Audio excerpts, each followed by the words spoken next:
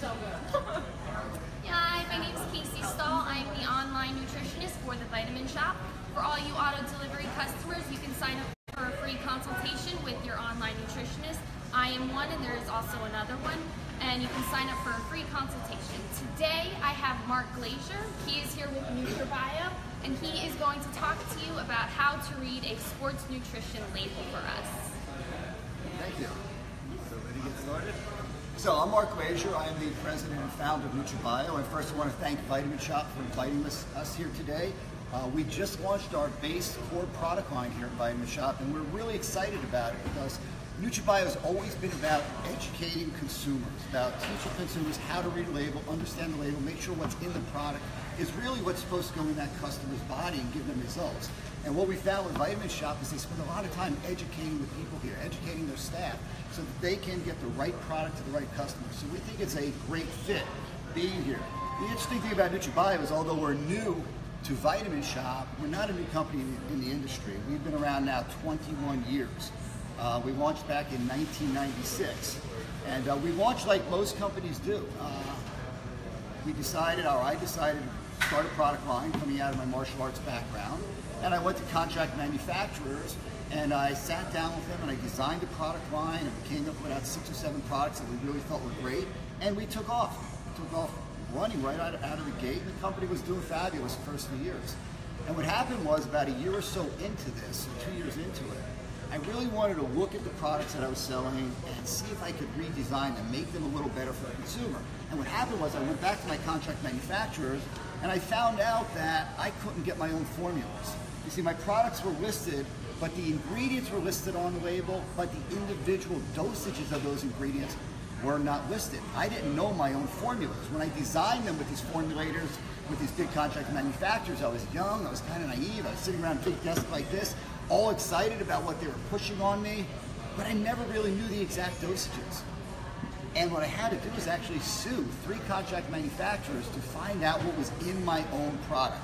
And when I found out the ingredient dosages in my product, I realized that the products were complete garbage. There was this concept that's very prevalent now, and a lot of people know about it now, but back 20 years ago, nobody really knew about it. It's called Proprietary Blends. It's a loophole in the FDA that allows you to not tell the consumer the dosage of what's in the product. You see, the FDA says that every ingredient has to be listed on the label, but if you put it in a proprietary blend, if you come up with a fancy name like the protein bodybuilding matrix, and then you list the ingredients behind it, you don't have to tell the consumer how much of each of those ingredients are. What we found with our products back then is everything was underdosed. All the cheap products were filling the bottle, and all the expensive products, the ingredients that people really wanted, were not in the product. So I spent from 98 to about 2000 studying this industry, testing hundreds and hundreds of other products out there to see if it was just my product or that was the industry as a whole. What we found out, it was commonplace. In 2001, I made this huge commitment to this industry. We went back to our warehouse and literally threw out my entire warehouse, almost $250,000 worth of products in the garbage. All these products have proprietary blends in them.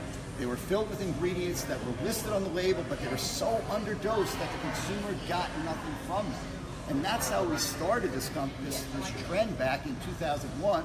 And NutraBio was the first ever brand to say, okay, we're going no proprietary blend. Every single ingredient in the product is going to be listed on the label along with the dosage, not just hiding the ingredient proprietary blends. At that same time in 2001, we made the commitment to go full dosage. So no partial dosage, no, what we call window dressing, and making it look good on the label, but just fairy dusting in the product. We're putting full dosages. We also took out every filler and every excipient. So what we're going to talk about today is how to read a label and how to understand it. So when you go into a store and you're trying to buy a product, you can fit the proper product to what you're trying to get. Now the first thing you got to understand is the label itself. All what you see on this label is kind of marketing hype. You will find delicious flavors, fruits, cakes and all kinds of things to make the product look delicious to taste. You'll find companies that put on their athletes in there to talk about it, doctors, recommendations, research and all that. What you've got to learn to do is to blind yourself to all the marketing hype on the label, because that's what it is. If you can, in your head, just kind of peel the label off the product so that all of this misinformation, some of it is real and not real. I'm not saying that it's all bad, but it's not really relevant to what you need to do. You need to be able to look at this section right here, this supplement facts panel. Because on this panel is all the information or the missing information that you need to figure out what is in this product. If you can understand how to read this, you can understand whether this product should be taken by you, whether it's going to give you benefit, or you should take it and put it right back on the shelf because there's not much in there that's really going to work for you. Now let me give you an example so you have an understanding. You can hone in on this. This is a standard protein product that's on the market. Probably 90% of all proteins, maybe even 95% of all proteins have this format when they explain their proteins. So what they'll do is they'll come up with a proprietary blend. This one's called the anabolic protein matrix. And in it are 3 different proteins: whey protein concentrate, whey protein isolate, and micellar casein. So when you look at the label on the product, you see whey protein isolate in it, which is a very fast absorbing, very high-end protein, very expensive protein, great amino acid profile. Then you see micellar casein, also a very expensive protein that's slow absorbing. So what you have is a fast absorbing isolate, a slow absorbing micellar casein. Together it gives you this really good 4-hour amino acid delivery. And the average consumer looks at this and they say, okay, whey isolate, micellar casein, whey concentrate, and they figure it's about 1/3 each. And when we do these seminars and we ask people, that's what everybody believes. It's probably about 1/3 each, maybe one of them is a little more. So this is a real product that's on the market now, and I changed it a little. Vitamin Shoppe does not sell it, so don't worry, they're a good company. They would never sell something like this. But this is a product that's actually on the marketplace that I've seen the master batch production record for, so I know the exact truth of it. So this product has about 40,000 milligrams or 40 grams of mixed proteins, whey concentrate, whey isolate, and micellar casein in there. And this cup represents that 40 grams. Now the consumer believes that the dosage of this, by looking at the label, is probably going to be 1/3 whey concentrate, 1/3 of this high-end whey isolate, and 1/3 of this high-end micellar casein. But the truth is that in this particular product, the entire dose, the entire scoop, the entire serving of this was whey protein concentrate. And this was the amount of whey isolate, and this was the amount of micellar casein that was in this product. 39,900 milligrams of whey concentrate and 50 milligrams each of micellar casein and whey protein isolate. Is this legal to do? It is perfectly legal. The FDA says if you put the ingredients in the product, it has to be listed on the label. If you put it in a proprietary blend like you see here, you only have to list those ingredients in the blend in descending order. So you see whey concentrate was first, so that's the only rule. Then came whey isolate, and then came micellar casein. Again, that's about 50 milligrams of each. So this was a perfectly legal label by FDA standards. A proprietary blend, 3 ingredients of the product, 3 listed in descending order. Is this a truthful product? No, it's not. Because the marketing, the label is all discussing the benefits of the isolate, the benefits of the micellar casein, the fast absorption, slow absorption, all the things that you're going to get from building and repairing muscle, but they are virtually not in the product. It is a legal lie. So what we're going to discuss here today is how to figure this out and other things in the industry or industry standards so that you can understand how to look at a product and understand what the product is. Mark, real quick. Yes. Got a fan of yours and just said this is why I'm obsessed with NutraBio and love what Mark is doing. That's Nick from I don't know where. All right, so I want to start at the topic of this. We were also talking about how to read a label. There's a couple things before we get into the prop one that I want you to understand. Here's a standard label. And one of the most often questions that I get, you guys in the store probably get, is there, why does it say dietary supplement on everything? Customers are always complaining that I'm not on a diet. Why am I taking this protein when it says dietary supplement? What we don't understand is this word dietary supplement is going to be on every product in this store. It's the law. The FDA has created a division, a classification. We have food, we have cosmetic, and we have dietary supplements. The laws, CFR 111, define how to manufacture a dietary supplement, and an act going back to 1994 called the DSHEA Act is what defines what our supplements are. If it's a dietary supplement, it has to have the word dietary supplement on it. That is the classification. That doesn't mean it's a diet product. A dietary supplement is any vitamin, mineral, amino acid, botanical, or something that adds to your daily diet. And that's what the meaning of dietary supplement is. The other confusing factor or statement that's on here is this FDA statement that's on every product in here that says this product has not been evaluated by the FDA. So your customers come in and they look at it and say, well, I don't want to take this product has not been evaluated. Well, no dietary supplement is evaluated or approved by the FDA. That's the definition of part of the definition of a dietary supplement. Drugs are approved by the FDA, dietary supplements are not. So when you see these two statements, don't be confused. They're only part of the vernacular of what a dietary supplement is or isn't. So let's go on into breaking down what this panel looks like. So here's a dietary supplement panel. The first section up here is the serving size. Very important thing for you to look at and understand. There's always two things that are going to be in here. There's going to be how much is in a serving. In this case, we have 28 grams in one scoop, and how many servings there are in a container. Very important to look at that very carefully, because a lot of companies will say 1 serving equals 2 scoops, 3 scoops, 4 scoops. On the front of their panels, they'll put dosages for 4 scoops, or 3 scoops, or 2 scoops, and you've got to kind of figure out how many servings you're getting by calculating it out. The second section here is the DV section, and this is where it gets a little confusing. You see this dark line here. Anything above this line has a daily value. Vitamins, minerals. If I'm going to put in, listed as more of a food style item with macros, with calories, with fats, they will go up here because they have daily values. Under this line is where all the other ingredients we put in are. Like when we're doing a pre-workout or an intra-workout, the citrulline, the beta-alanine, the betaine, all those other ingredients that are supposed to be anabolic and help us and do all these things are listed in this second section here.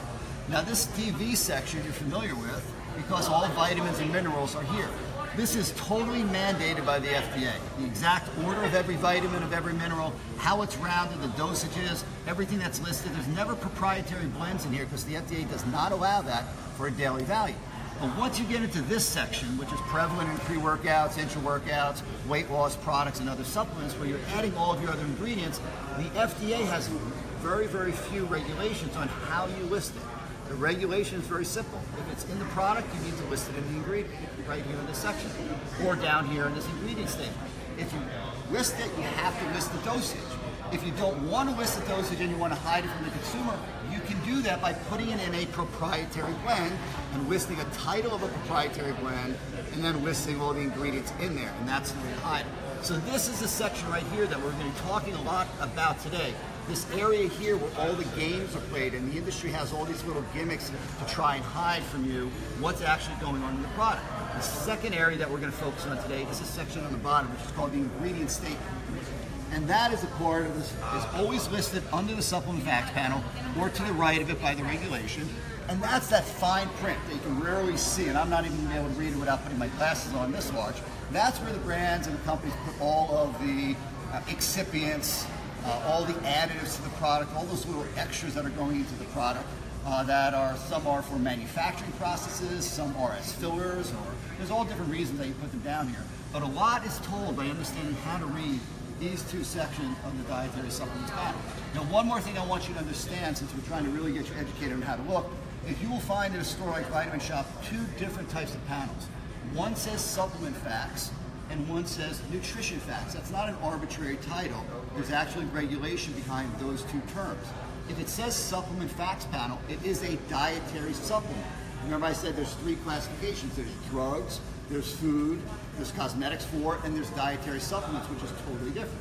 So if you have a supplement facts panel, then it is considered a dietary supplement. All different types of rules, all different regulations.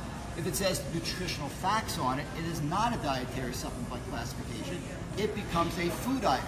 A food item has much less regulation. So you can take a protein and you have a choice. You can do a supplement facts panel or a dietary facts panel.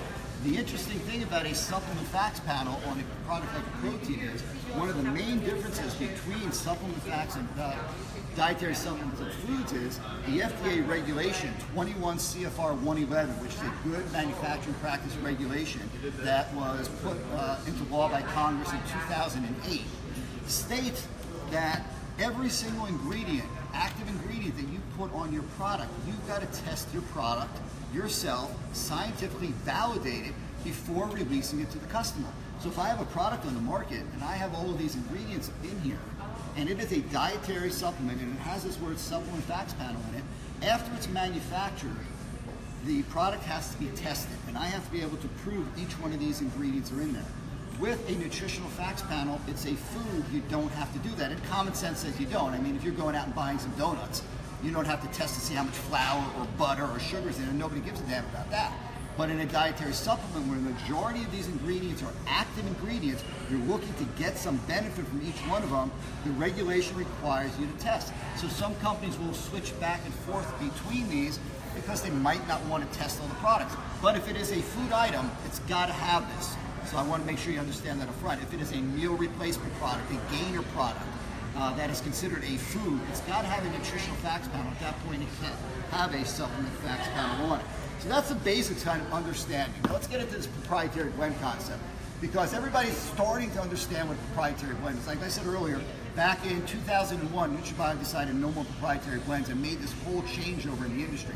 It's taken about the last 10 or 12 years, but now there's a lot of companies that are doing it, and that's phenomenal because consumers can now, for the first time in, let's say, 3 or 4 years, see what's in their products. And you'll see probably dozens, if not 100 or more products in the store now that no longer use these proprietary blends, they use partial. So let's take a look at two products here so you can see. I don't know if you can come in here. Here's two products. They're basically a pre-workout. And in this first product is utilizing a proprietary blend. So we have this athletic endurance and performance complex, 1 gram. And if you look underneath, it's citrulline, malate, carnosine, beta-alanine, 2 ingredients in there making up 1 gram. Okay, we have a second complex, the ATP Power Strength Recovery, and that has the leucine, beta-alanine, creatine, and there are 3 different products in there, 1.5. But in this particular proprietary blend, we do not know how much citrulline is in there, how much carnosine, or how much of any of these ingredients are in there. In a full disclosed label, and this is what you want to be able to look at the label and you want to know exactly what is in the product. So here we have the same type of blend, but I'm showing the citrulline is 6 grams, and that 6 grams is where you want to be with citrulline. This product has 1 gram total. So between the citrulline and the carnosine, it could be a half a gram each. The citrulline could be 99% of it and very little beta-alanine. Here we're looking at 2 dosages, carnosine, beta-alanine, which is a really good dose, 2.5, and 6 grams of citrulline. So we're at 8.5. When the consumer looks at this way at a full disclosed label, now you've really got to start putting in real dosages because you are disclosing it to the consumer and people will know. In this particular one, you can almost look at this, and if you know anything about citrulline or carnosine, you can see these are underdosed. And this is probably around, even now, with proprietary blends starting to get pressure to disappear, probably 90 to 95% of all of the pre-workouts are still using this kind of proprietary blend because what they're able to do in here is hide the dosages. Look at the second one, leucine, betaine, creatine. Now creatine is the cheapest ingredient here. Betaine is also cheap, leucine is more expensive. Okay, so I don't know. Leucine we usually put around 3.5 grams in there. Here, 2.5, 2, creatine 1. So we're at 3, 4, 5, 6, 7, 8, 9 grams. Just now, this is not my product. I'm just giving you 2 examples. You're at 9 grams, which are kind of efficaciously dosed ingredients in here. Here we're at 1.5 grams. So what happens with a pre-workout is that consumers will try the product. They'll hear about it from somebody in the gym.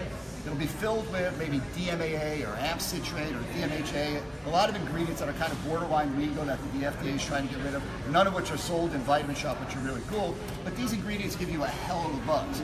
So you take a pre-workout, you scoop it out, you drink it down, and between the caffeine and these other stimulants, you get a great buzz, and that buzz is important. I mean, if you want a stimulant in your workout, and you can increase your energy in a workout by stimulating your central nervous system, that's great. I use them, important. The problem is that people will get that buzz from it and they'll think the rest of the product is doing its job as well. All these other ingredients that are in here are the expensive part of the product. They are the ingredients that create the anabolic effect within muscle tissue, start energy creation in muscle tissue, start ATP, start repairing, recovery, all the things that you want in that particular workout. The stimulant section is inexpensive. The caffeine and the DMHA and all these stimulants, you can buy it in a capsule for 3 cents. However, you're going to spend $30 or $40 on this product because you see all these other ingredients in there. But The majority of pre-workouts in this industry are between 3 and 7 grams total.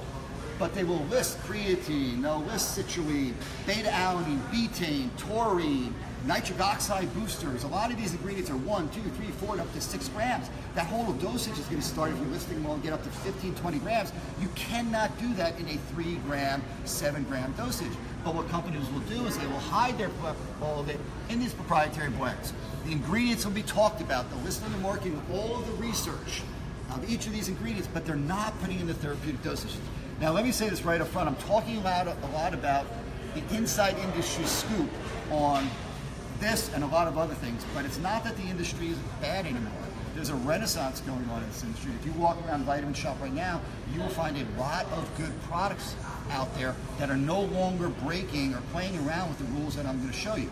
What this seminar is here to do is not just to sell you a NutraBio, I'm showing you what we do, but to be able to look at a product and say, okay, this is in the category of truthfulness, this is in the category of honesty, disclosure, transparency. This is either not, or I look at the label and I can't even tell. So the whole idea that we've been trying to push for the last dozen years in this is getting the consumer educated and say, we will not stand for proprietary blends anymore. If I'm putting something in my body, it's not paint on the bathroom wall, it's going in my body, it's a chemical, it's a drug. I want to know what it is. I want to know that it's healthy. I want to know that it's going to do its job. I want to know that it's going to increase or decrease whatever I'm trying to do with it.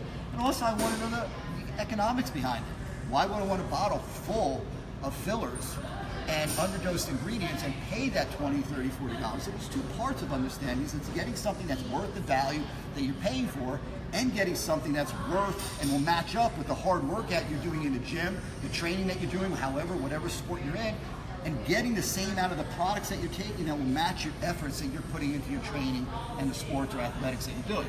So proprietary blend, a full disclosure blend.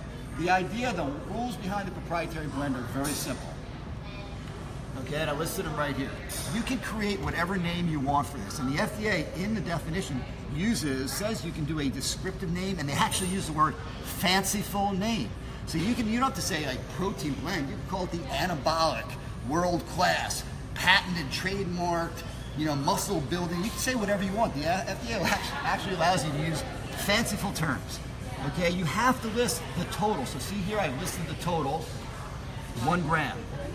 Then you have to list each ingredient in descending order afterwards. And that's the only rule. So here I know that citrulline has to be predominant or more than my carnosine. Here I have to know leucine is number 1. There's less beta-alanine than leucine, and there's less creatine than beta-alanine. Now, what does that mean? Well, a lot of consumers look at that and say, okay, so what? So maybe they're underdosing a little, maybe they're not. Let's look at the mathematics behind it so you can understand. So let's take a proprietary blend and a protein blend, and this is we call this protein blend. And it has 2 ingredients, whey protein concentrate and whey protein isolate. Now, whey protein isolate, like I said earlier, is a very high-end protein. It has to be, by a USDA regulation, 90% complete protein value and come from whey to be classified. A whey concentrate is similar. It starts the same way, it comes from whey, but the USDA definition is from 25% up to 89.9. So there is a lot of variance in this whey concentrate. It could be as low as 25% protein value, where this must be as high as 90%. So we're looking at these 2 words, we can see that this could be a really good protein. It could be a whey concentrate 80% high end, or it could be total garbage. Now let's look at the math behind it. So here's our 2 ingredients, okay? The first one's got to be whey concentrate. Well, if we have 2 ingredients in a blend, the first one has to be equal or greater than the second one, so the first one must be a minimum of 50%. If it goes down to 49, the 2 would switch places. So that's not an issue, because this one has to be 50. So if I look at this blend, most people think that's a formula, 50-50. That's why they're putting in there. But let's look at the minimum portion of the worst, the other side. The rule is this one has to be higher than this one, but there's no rule how much higher. So that whey concentrate could actually be 99.9999% of the product, and the second one, whey protein isolate, could be what I showed you here, 50 milligrams, because there is no regulation. The FDA does not get involved and say you have to have any minimum to put it on the label. Whatever you want, microgram, milligram, gram, it doesn't matter to them as long as you list it on the label. So this product here, I can have 2 products on the shelf. Let's say this is 1 brand and brand 2, and they both look identical. They both have the same hype on the front of it. They have the same goals on the front. Everything's listed the same, and the ingredients are identical. One of them could be 50% whey concentrate, 50% whey isolate. The other one could be 99.9% whey concentrate and less than 1% isolate. In other words, like that product I showed you here that was real. Okay, by the way, this is a top-selling brand internationally. This is not something made in somebody's basement. It's a top-selling brand internationally because this technique is standard in the industry. It's a secret to the consumer, but with everybody else out there, this is standard inside industry practice, okay? So this product can either look like that, where you can't even see, or it could have been a 50-50. Well, the difference to the consumer would be this ingredient is 90% protein, and this one can be as low as 25. The protein value of those two products could be as high as 80-90% and as low as 30-40%. The consumer doesn't know the difference, and they're just buying the 2-pound tubs, seeing what's the weight of it is, and going by price. But what do they get? They could be getting absolute garbage. Let's take one more. So here's a proprietary blend, and that's the one that we just talked about, and that has 3 ingredients in it: whey concentrate, whey isolate, and isolate casein.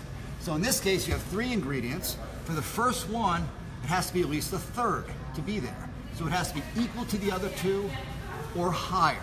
So if this drops under 33% to 32, it can't be there. It's got to switch. The other 2, one of the other 2 would have to be higher. So in a prop blend with 3 ingredients in it, the first has to be a minimum of 33. If the first one is 33, then the second one and third would have to be 33. But let's go to the max. This first one, again, the rule is for prop blends, it has to be in descending order, but who cares what the dosages are? If the first one is 99.99% and the second one is 0.5% and the third is 0.5%, it follows the law. It is a legal product, and that's what we had with that real live example that I gave you. The first ingredient was 99.9% whey concentrate. The second one was 50 milligrams, or I don't even know, 0.05% of the product, and the isolate casein was. And the worst part about that product was, when I talked about whey concentrate a moment ago, I explained how it's anywhere from 25 all the way up to 89.9% protein value. Well, the term whey concentrate could be anything from what we call WPC 80, a high-end 80% protein value product, all the way down to a WPC 34, which is only 34% product. This real live product that I told you about listed 3 ingredients on the label: whey concentrate, isolate, and isolate casein. These 2 are non-existent in the product. They were 5 milligrams, a total ripoff. But the whey concentrate wasn't what we thought it was. It wasn't your single ingredient whey concentrate. 1/3 of it was that higher grade whey concentrate that was 80%.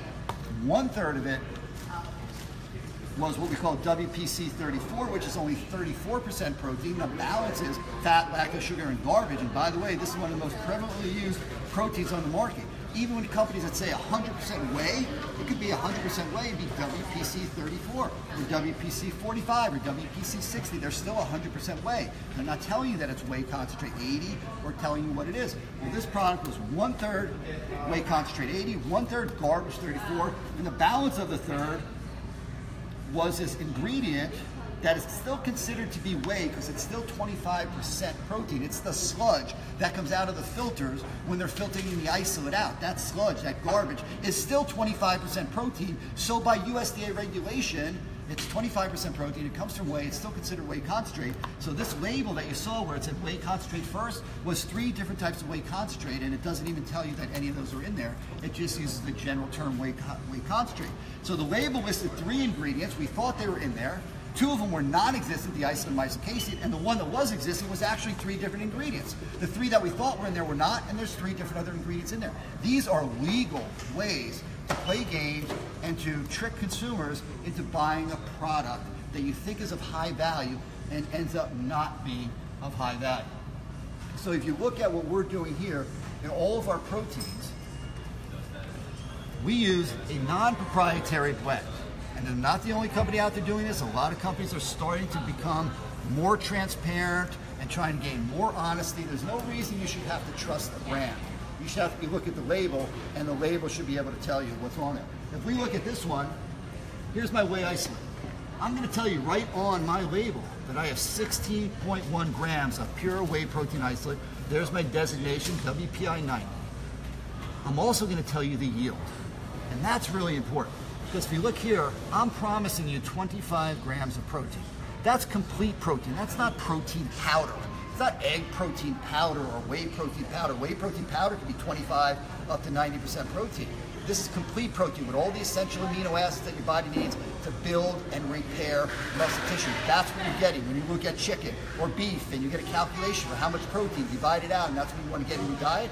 That's what this term is. That's your complete protein.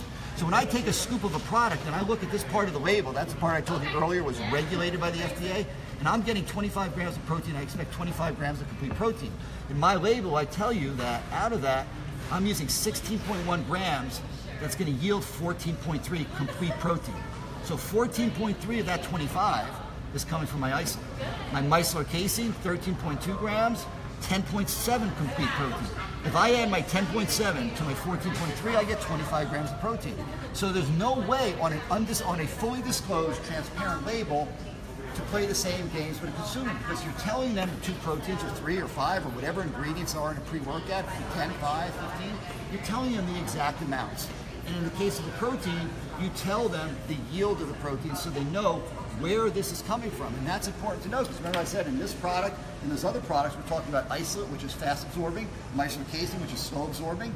Well, if we're using those in our body, we might want to know how much fast and how much slow absorption is going in there, because if it's all concentrate and it's all fast absorption, and I take 50 grams of it, my body can't utilize 50 grams of it at one time. Half of that, or 20 to 25 grams of that, are going to go through the system. The body, it's too fast.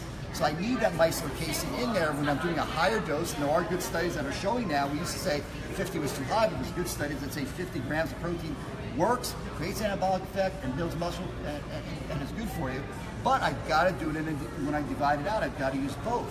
So when I look at a protein as a consumer and I'm going to take that 35, 40 grams, I want to know exactly what it is, what's in my product. So when you're looking at a product, you're looking for what we call a fully disclosed label. And this just sums up kind of what I talked about a little earlier. Here's the basic whey proteins. You'll see a lot of proteins out there that just say 100% whey. And you can see why that means nothing, because here's 1, 2, 3, 4, 5, 6 types of whey. All of these are 100% whey protein.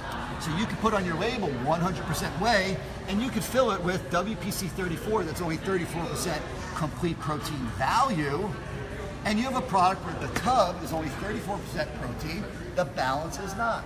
But it's still labeled as 100% whey. The term 100% whey means nothing, because all of these are 100% whey. This is whey isolate, very high end. This is whey concentrate. Now, whey concentrate, I'm not putting down at all. There's a lot of companies that use whey concentrate. The better end of whey concentrate is something called WPC 80. The problem is nobody tells you on the label. It's just starting to come. We've been pushing this for about 10 years. The first 3 or 4 brands are first now starting to put on the label whey concentrate, WPC 80. And they're now, by telling the consumer, and it becomes legal, that that's what they're using. The good thing about that is whey concentrate is 80%, whey isolate is 90%. There's only a 10% difference. So if you're using a product that's mostly whey concentrate, it's going to be a little cheaper than a whey isolate. It's going to give you a little more fat, a little lactose. If that doesn't make a difference, then that's a good product to get. If you take a product that combines whey isolate, whey concentrate, and you know that it's only whey 80% and not any of these, and you can have a really good product with whey protein concentrate only. I make a product that's 100% whey concentrate 80. I make one that's 100% whey isolate. One is a little higher end, got no lactose in it, no fat in it, no sugar, more expensive for certain types of dieters. One is a little lower in protein value, only by about 10%, but has a little more fat, a little more calories, a little more sugar in there. Okay? So that's kind of a basic understanding of this. And the reason we're trying to explain proprietary blends, and I'm sticking with one thing, I'm sticking with a protein right now, but all these rules follow through with pre-workouts and everything else. It's the same rules, determining the math behind it, the descending order and stuff like that. I'm just trying to stick with one category so we can kind of follow it straight through. So what I want to talk about now, since we're spending so much time on protein, is how to figure out what percentage of this tub is actually protein. Because that's important. If I have 2 tubs here, and they're both mine, so I got to turn them the other way, all right? And let's say they're both a blended protein, or they're both a whey isolate, or they're both a meal replacement. What I want to be able to do is look at the 2 and see which one has a higher protein value. So I'm buying this product as a protein, not as a meal replacement. I'm not expecting carbs and fats and sugar and all this other and fiber, and I want to buy a whey isolate or a whey blend or something that's giving me a lot of protein value, well, that's one category. When I look at this product, there's going to be, like I said earlier, all kinds of marketing on the front, all kinds of advertising in magazines, athletes out there that are getting paid to tell you things, doctors that are saying this and that, and scientists and research and all this kind of stuff. But in the end, I want to know what I'm buying. Well, there's something called the protein ratio. You can do it on your iPhone, very, very simple. And what this is like the acid test. It tells you quickly, fast, exactly what percentage of this tub is protein and what percentage is other things, maybe a filler, maybe a low-grade protein. And the way you do it is very simple. Remember we talked about the complete protein here? That's the amount of protein I'm getting in a serving, 25 grams. This particular product up here has 40 grams of a total serving size. So I'm using, let's say, a scoop this big, and in this scoop is 40 grams of total powders, but only, excuse me, 25 of that is complete protein. Well, if I divide that out, 25 divided by 40, I get 0.6, which is 60%. So that particular product is only 60% protein, but I went out there and I bought a product that I thought was the highest grade protein on the market, because that's what the marketing told me, but it's only 60%. What's the other 40%? Well, we know that some of it we can't stop, because even isolate,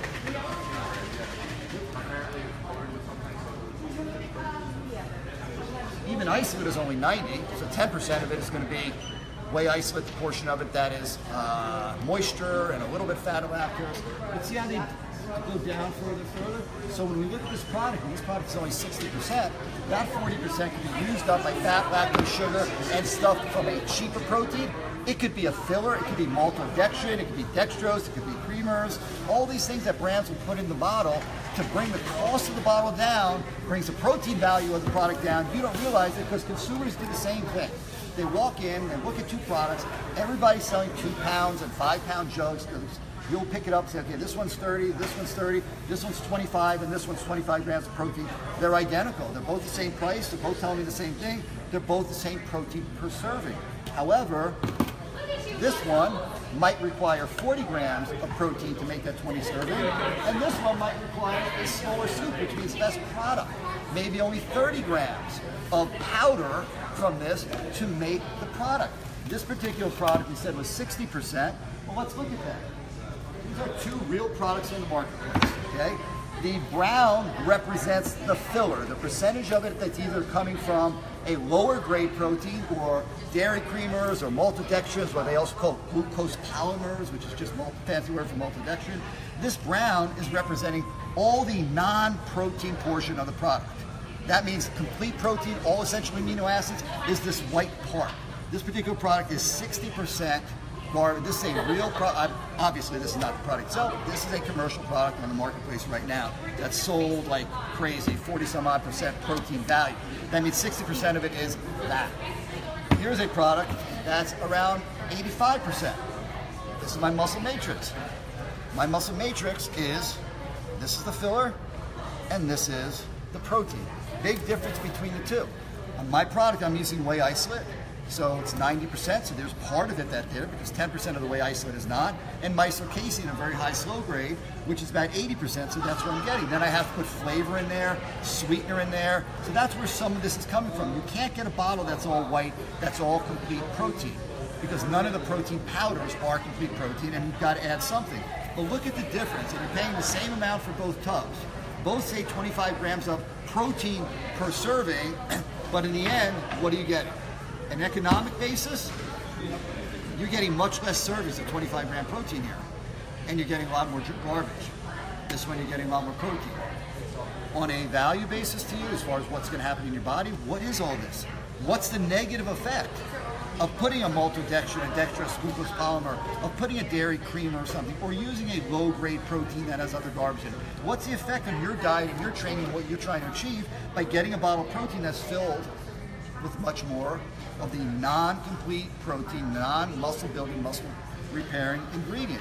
So this kind of gives you a really good visual to understand why you want a product that does not have a proprietary blend, that lists the ingredients, that tells you the protein and breaks down the protein to show you how much yield you're getting from that protein.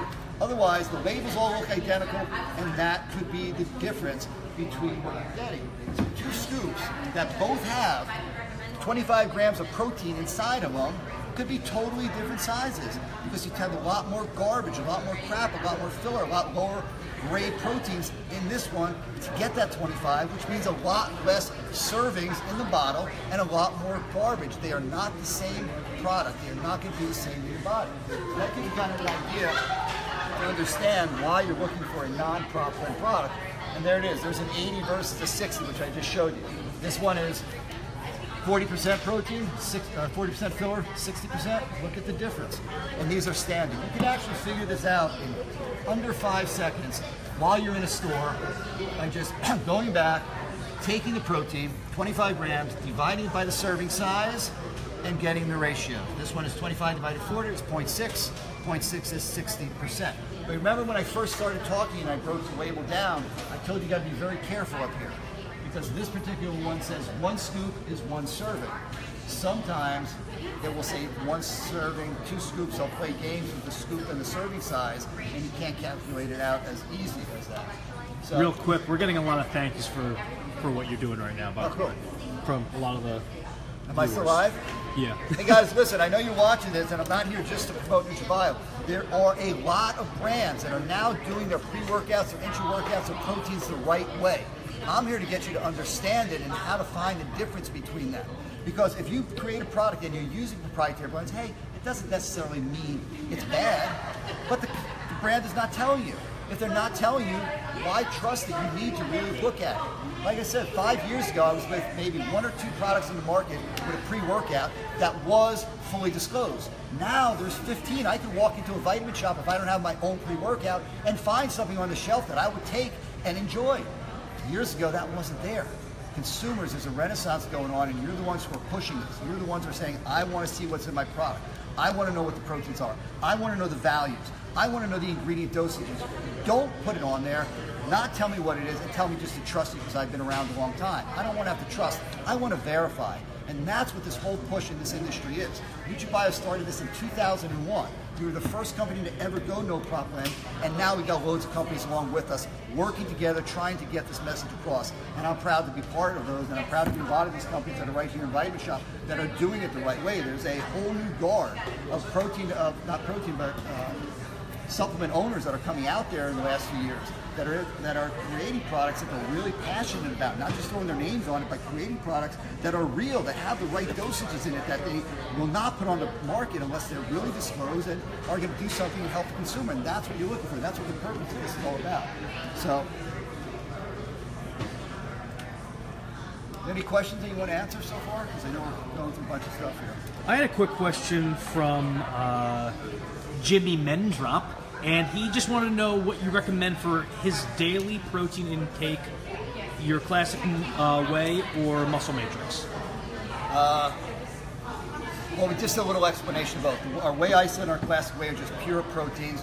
Whey concentrate is the 80%, the isolate is 90%. Those are both very fast absorbing proteins. If you're taking that right after a workout, if you're taking that as a meal supplement throughout the day and you're doing 25 grams or less, those are really good products because 25 grams of isolate is good for the body. It's fast absorbing, you get into muscle tissue very quickly. If you're going up to 30, 40, 50 grams in a serving, then whey isolate might be a little too quick. That combination of whey isolate and micellar casein is very good because you have fast absorbing and slow absorbing protein.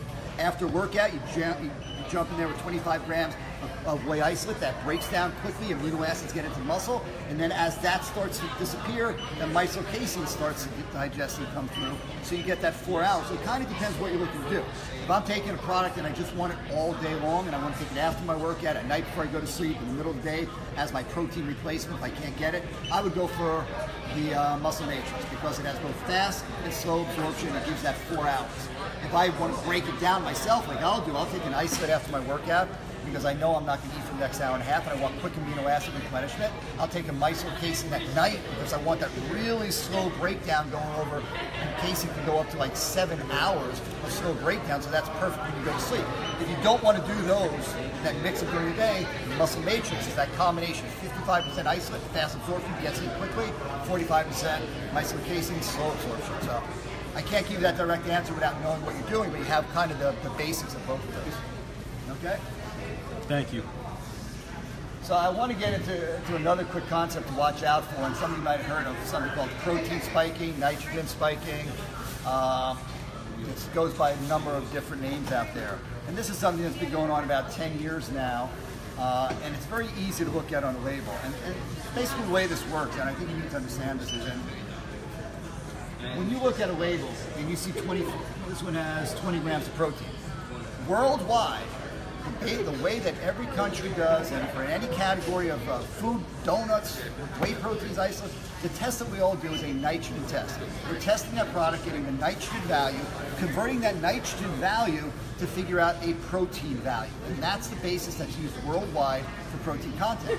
Well, a bunch of brands figured out years ago that if they took this expensive protein and they took some very inexpensive ingredients that were really high in nitrogen but had no protein in them, we call them a non-protein nitrogen, and put them in their 2-pound tub instead of protein, that they could fake that nitrogen test out. That they could kind of make that 25 look like 25 grams of protein, but it's not really in there. The biggest and worst few of them there is like creatine monohydrate. Creatine monohydrate is a great ingredient. It would be great to throw in your protein powder, but a lot of brands do that because creatine monohydrate is very high in nitrogen. Almost 3 times its own weight it will produce of nitrogen if tested as a dairy protein. So 5 grams of creatine thrown in a scoop of protein will show a fake value of 15 grams, like about 13 grams of protein.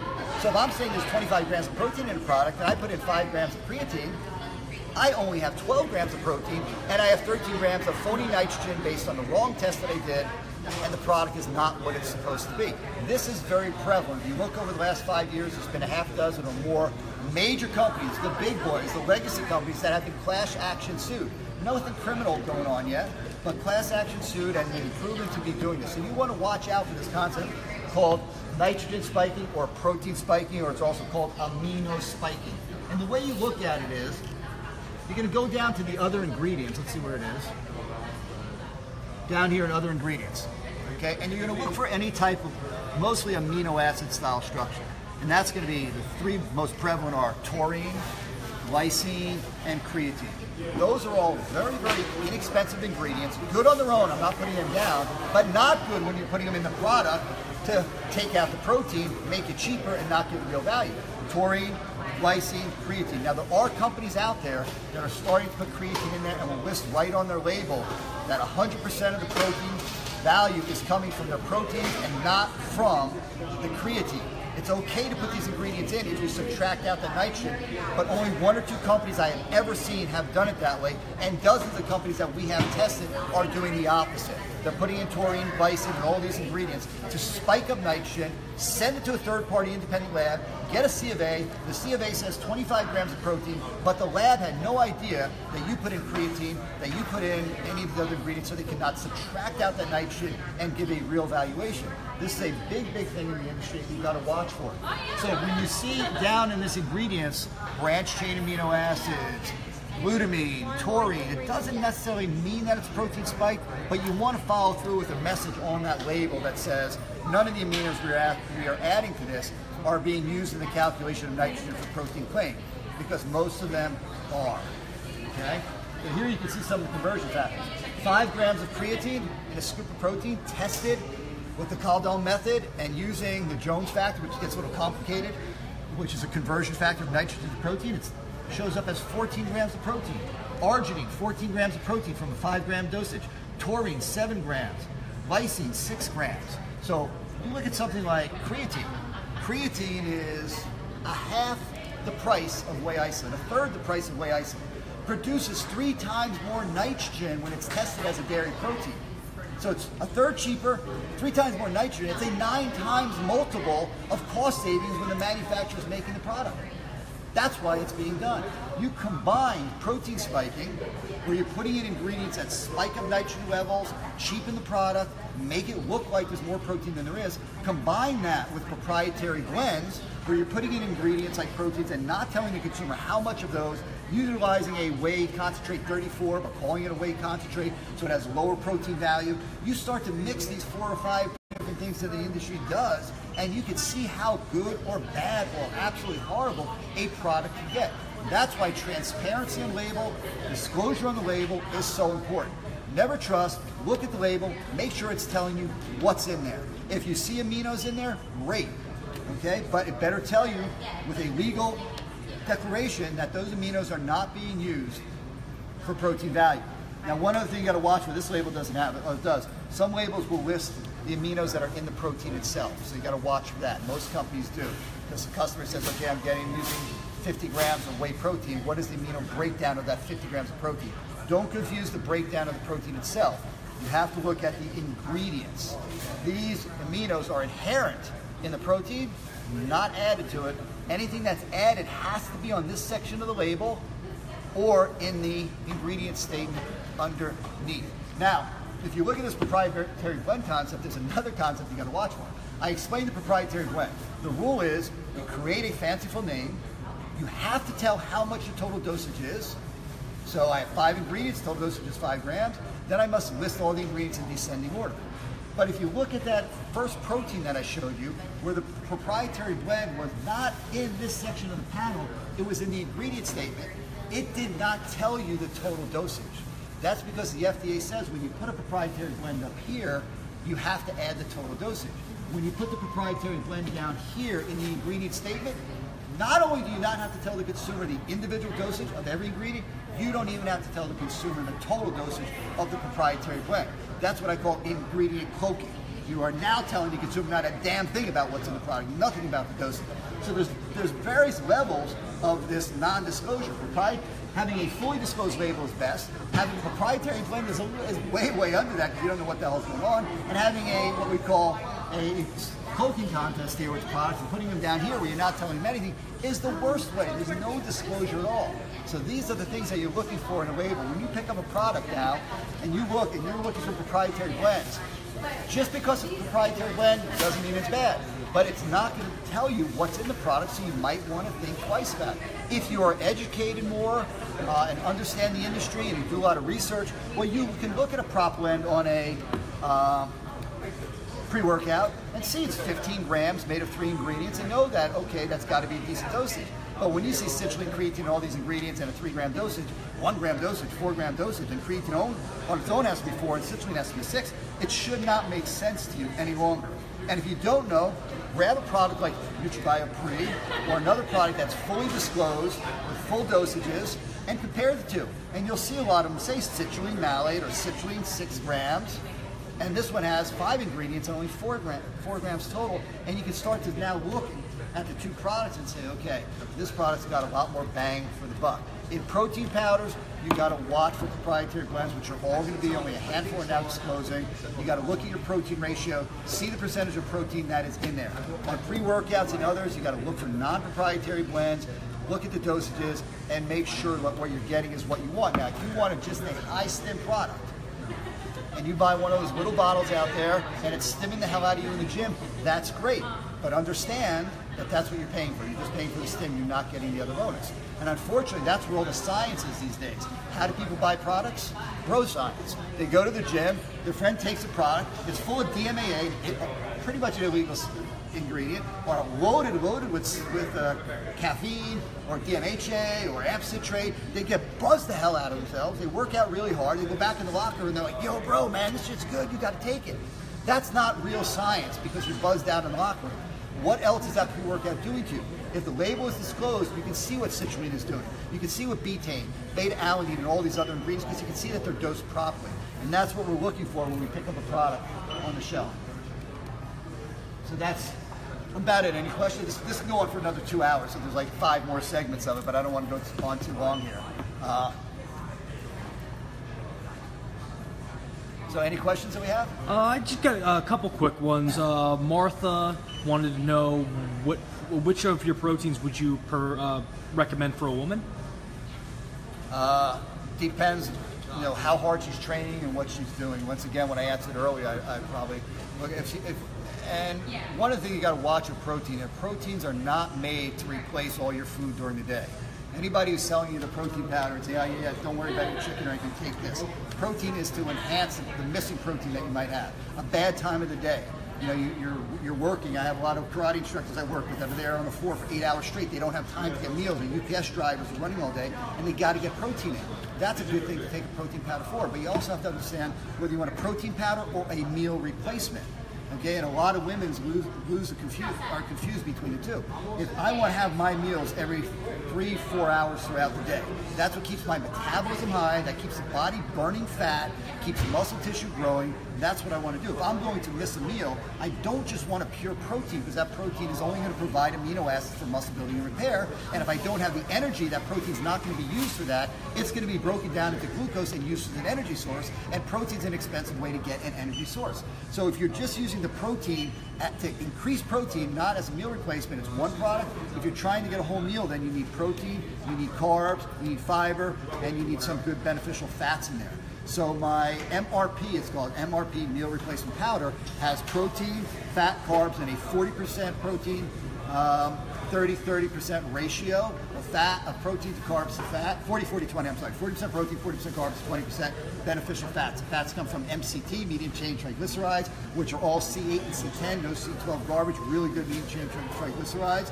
The carb is coming from a great source, clustodextrin, not cheaper maltodextrin, but good clustodextrin, highly branched clustodextrin, and all whey protein isolate. Very clean product. That's a meal replacement. Protein, carb, fat, fiber, all in one.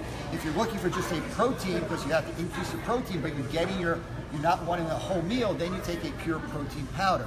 In that case, I would most probably recommend, whey isolate. If you're real high dieting, really performance cutting down, and you're competing, good. If you're not, and you're not worried about 3 to 4 extra grams, go with the classic whey, because it's less expensive, and it's a pure 80%, so it's still very, very high end. It just has a little more fat, and that fat and that little extra sugar can actually be beneficial if you just, not eating anything else during the day. So it's a little hard to tell them which one, unless I know what their training is, what they're doing, what their lifestyle is, what their food is, what they're utilizing it for. I think that's a perfect answer. All right, guys. Appreciate you listening in here. If you stop by Vitamin Shoppe, look for NutraBio products. Take a look at the label, see what we do. We also started something new recently. It's called checkmysubs.com. If you go there, you can actually take your product, look at the lot number, type it in there, and a third-party analysis of the product will show up, so you can actually see. I say don't trust, verify. Well, that's what we do. Okay, every product we do now is going up on that site, and you can see third-party independent lab results to say that our protein that we're promising you is actually in here. So thank you very much for listening, and once again, proud to be here with Vitamin Shoppe, proud to be part of the team here, partner up with you guys. I love what you guys do. Take care.